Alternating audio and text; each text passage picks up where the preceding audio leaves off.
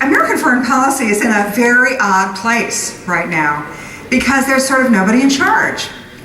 Literally, there's nobody in charge at the White House. And it's an opportunity for people to get back involved, and particularly young people to get involved in the whole topic.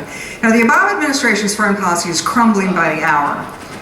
We're no longer the main player in the Middle East. Our allies in the Middle East, Saudi Arabia, Egypt, Lebanon, Jordan, particularly Israel, don't know what we're all about. Our adversaries in the Middle East, Iran, is building a nuclear weapons plan that the president seems to think he's stopped, but he hasn't.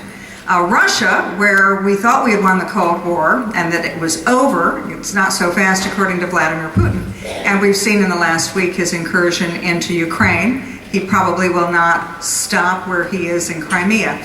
Look, and then to Europe, where our traditional allies are really angry at us because we've been listening into their phone calls, and yet we fail to find a way to make that peace back. It may sound insignificant and silly, but the fact that we've not managed to repair that relationship is serious as well. And then move all the way over to the Pacific.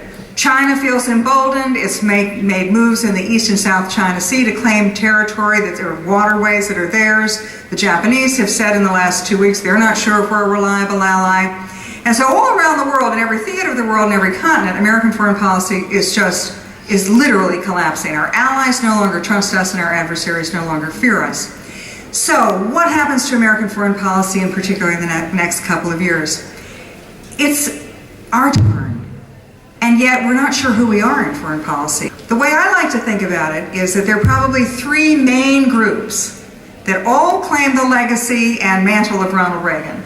On one hand, you have the neoconservatives and the defense hawks. Those are the guys who say, we want a muscular foreign policy. We may want to put troops in Georgia 4 years ago, or we wanted a military engagement in Syria. Those people, especially those who have been in the Bush 43 administration, there's a certain, whether it's justified or not, they have a lot of baggage because of Afghanistan and Iraq. But they remain a vital and strong part of the Republican Conservative Party. The second wing is the neo-isolationists, the Rand Paul, but really the Ron Paul wing, but people who've said many times, we don't believe in foreign aid. We want to pull America. America should be for America first. We don't see engagements abroad. We don't want to use force abroad. And so we really see an America that should focus first and foremost on its economy. And we're defense hawks, but we're fiscal hawks. Now, there's a third group. I would put myself in that group, and nobody's heard from them for a long time. And that's really the people who are the inheritors of Nixon and Kissinger, and the people who are the realist school who say, we will fight for our vital national interests, but when we fight to win. But we are not going to get involved if it is not America's vital national interest.